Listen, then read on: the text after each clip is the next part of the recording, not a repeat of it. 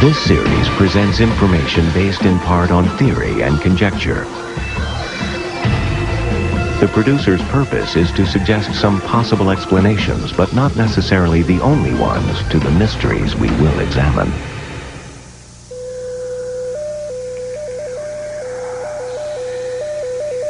Our voices have ascended into space, announcing our presence to the universe. Other men on other worlds may be listening. We await an answer from afar, placed by an intelligence we do not know, we will not recognize, we may not even understand.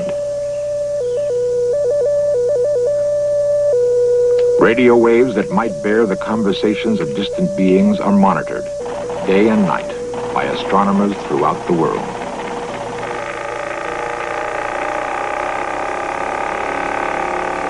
Our understanding of life in outer space may begin with reaching out to another form of intelligence here on Earth. If we can communicate with one strange intelligence, we can hope to communicate with others.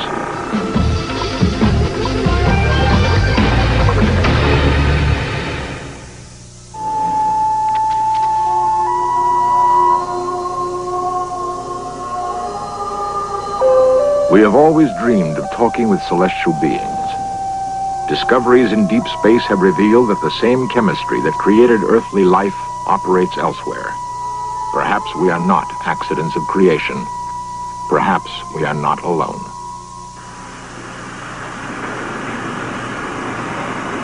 Giant ultra-sensitive instruments tune in on the frequencies of other worlds as we begin a cosmic journey.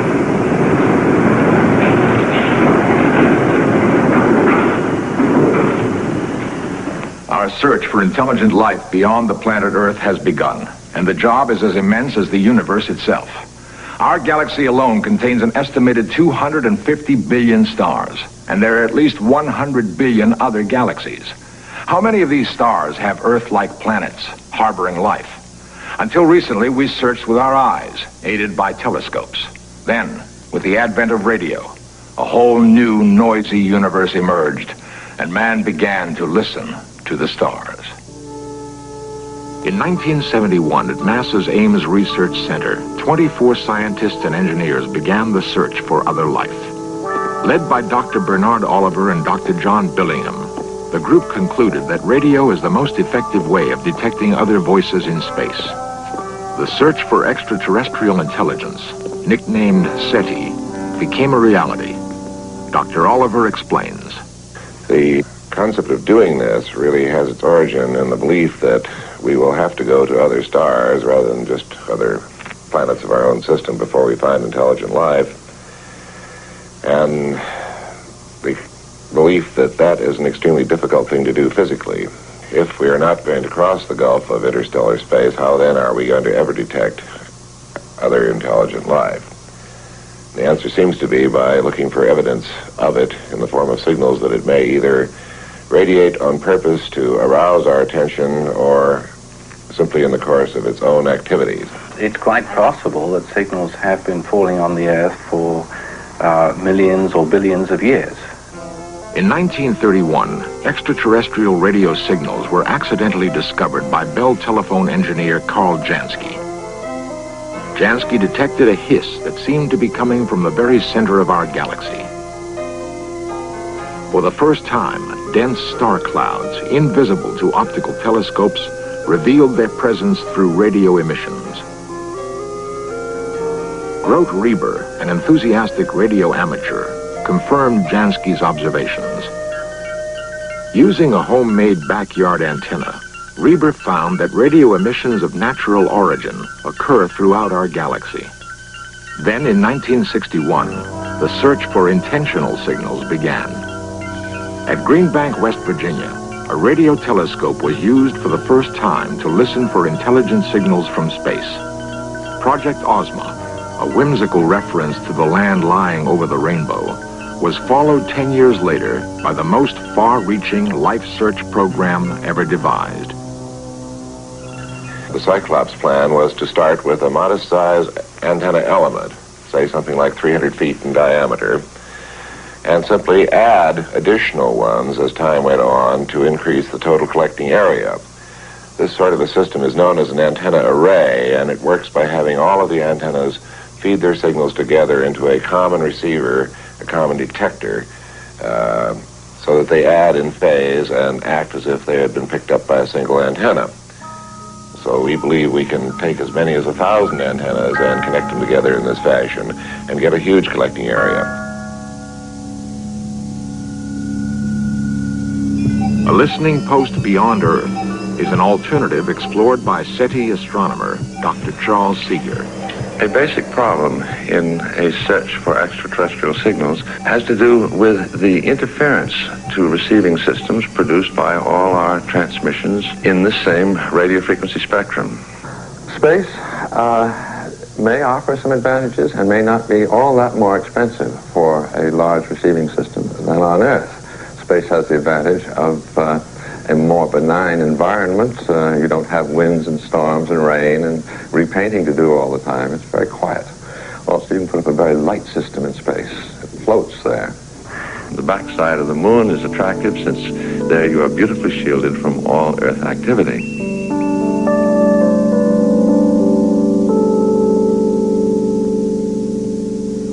What we envision is to reproduce in the craters of the moon a series of Arecibo-type antennas.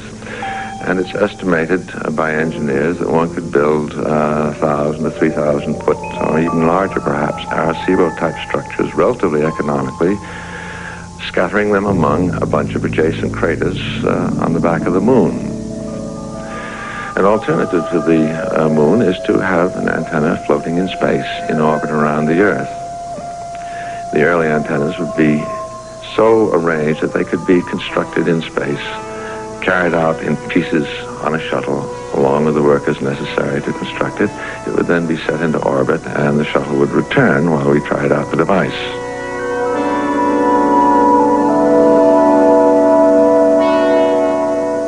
While we wait for a call from space, we have not ruled out breaking the silence of the universe by sending our own signals to cosmic neighbors.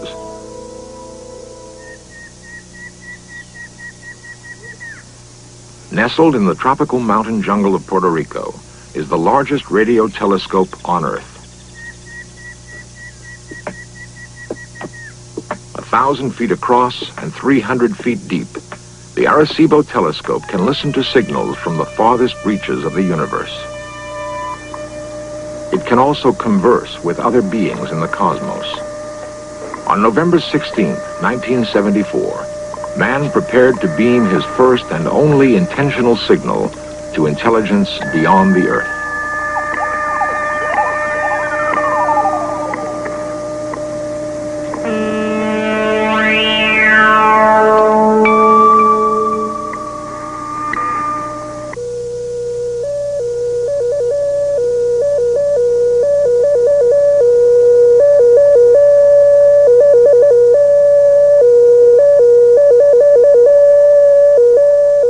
Our message, traveling at the speed of light, will take 24,000 years to reach star cluster M13 in the constellation Hercules.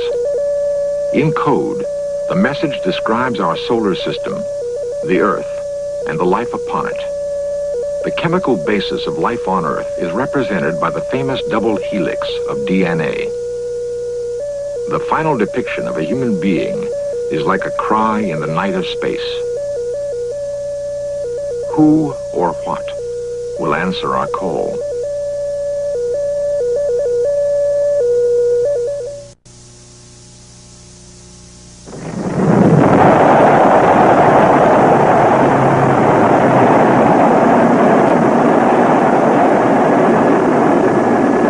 On March 2nd, 1972, Pioneer 10 began its 21-month journey to Jupiter. Attached to the spacecraft is a plaque, a kind of planetary Rosetta Stone, designed by astronomer Dr. Carl Sagan. But in the remote contingency that there are interstellar spacefaring societies which might someday pick up this derelict no longer radioing, we thought we would put a message on it to indicate a little bit of where we are, when we are, and who we are. We think that the information on where we are and when we are, indicated in this part of the message by the configuration of certain cosmic objects called pulsars, will be completely obvious to any society capable of traveling between the stars. These two objects will be more mysterious because it is unlikely that there will be human beings anywhere else, even though there may be other creatures elsewhere. And the plaque has served a very useful purpose in making us think about what sort of impression we might wish to give to the cosmos. Pioneer 10 flew past Jupiter in December 1973. In 1984, it will leave the solar system forever. Who will pick up our message floating in interstellar space? Radio waves traveling much faster than Pioneer will provide our first clue. Any signal that we pick up will certainly not have originated from a civilization much less advanced technically than we, because it is only very recently that we have been able to radiate and detect such signals. If we look at the enormous time spans involved, then it seems very likely that what we will find is a civilization considerably more advanced than ourselves, and which might have reasons for attempting to contact us that we do not even comprehend at the present time. At Ames Research Center, psychologist Dr. Mary Connors is working to determine what an extraterrestrial civilization might be like. Basically, on the non-technological issues, which is what I'm primarily concerned with, we're concerned with two basic questions. One is what can we know about the nature of the intelligence that we're likely to contact? Well, what do we know about intelligence? We could ask, what is intelligence? What possible forms can it take? What can we learn from animal intelligence? The dolphin, although it shares our planet, exists in a world of its own. It speaks a language we do not comprehend. Its brain size is comparable to man's, yet the dolphin is still an enigma, as alien to us as a creature from outer space.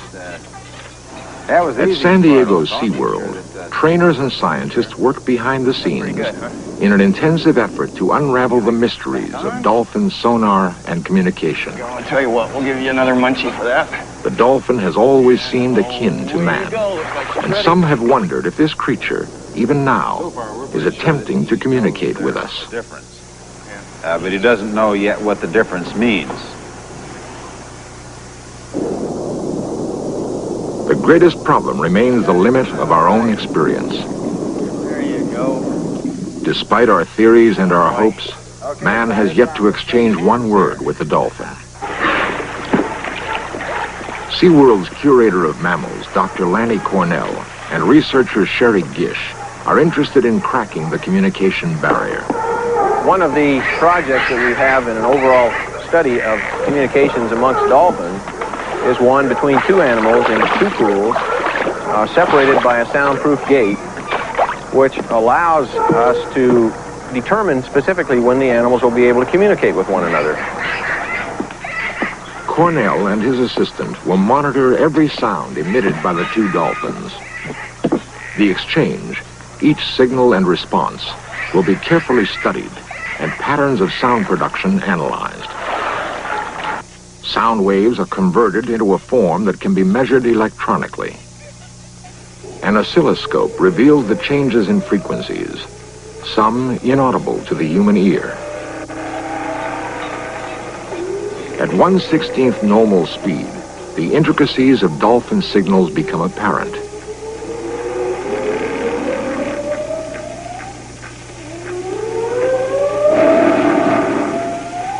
The dolphin is one form of non-human intelligence.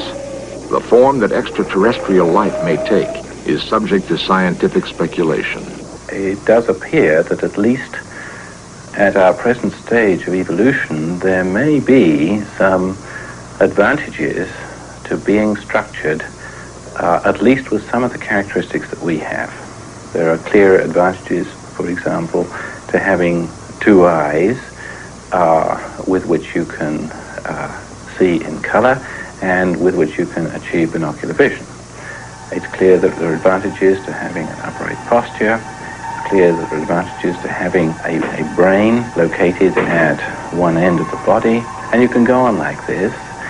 If it is inevitable that another civilization will have had at one point some of the characteristics we have now, will contact with these alien beings from some unknown planet bring doomsday to our tiny world? Or do the benefits to our future outweigh the dangers? The greatest miracle that we have before us is the fact that within a few billion years, the universe, through the marvelous laws of chemistry and physics, has converted part of itself into consciousness, and that part can now contemplate the universe that begat it. A French scientist put it this way: astronomy is useful because it shows us how small is man's body, how great his mind. Dr. John Krause is an electrical engineer and astronomer at Ohio State University. He is one of a few who are working intently to solve the riddle of the universe. To answer the question, are we alone? He is philosophical about his mission. I think one of the exciting things about all this work is that those of us who are involved are like pioneers. We are exploring the universe. It's a pioneering venture to find out what is out there and perhaps who is out there.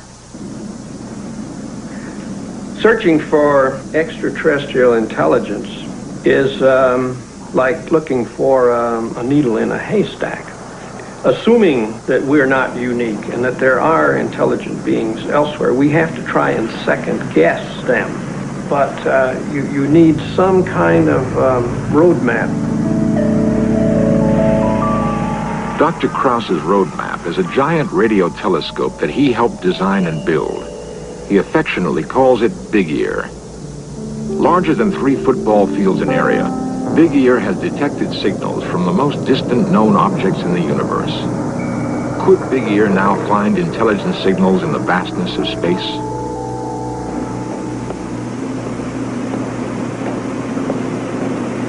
Hi, Ed. Bob. Hi, Dr. Krause. Anything interesting? Well, we have some unusual... We began our search on Friday, the 7th of December, 1973.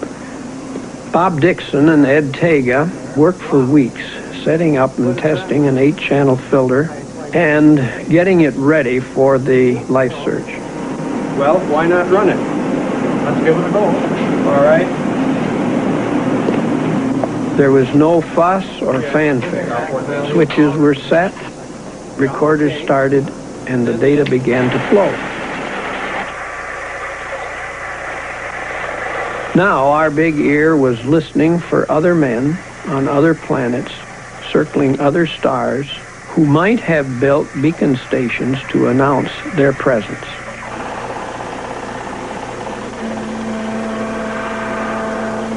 If Bob Dixon said, "We got something that looks interesting, John," I'm sure it wouldn't be that he had recorded a voice saying, "This is planet MX3 calling Earth." It wouldn't be anything as direct and unequivocal as that. It would just be a little bump on a squiggly line record that went on for hundreds of feet that occurred in a way that set it off from others. We may have to wait a long time. The probability of life developing elsewhere is hard to determine definitely, but I don't think it is 0. And if it is not 0, then I think we have a chance. Someday this call from space may come. It's hard to say when it will. The signal that we're looking for might be found within a day, but it might take, might be weeks, years, but it will have profound significance to man. If we are not alone, what will we say to our neighbors?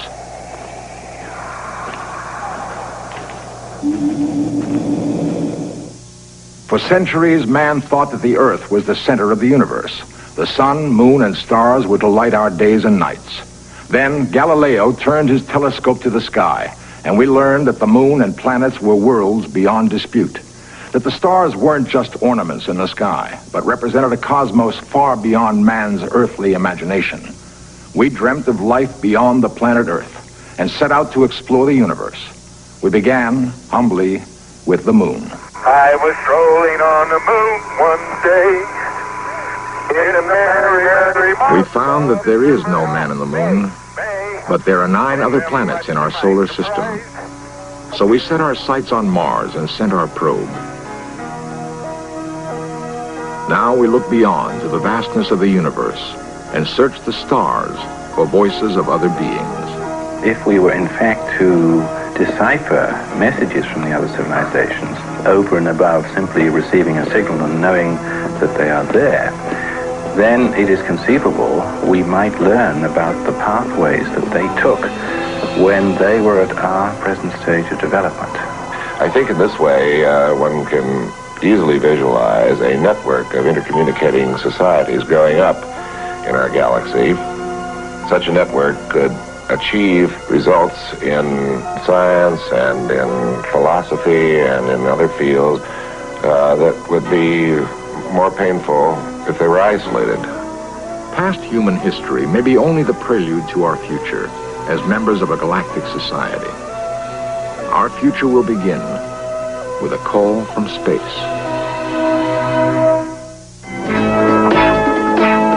Coming up next, a high-tension investigation starts up when a federal judge is gunned down in front of his home on FBI The Untold Stories.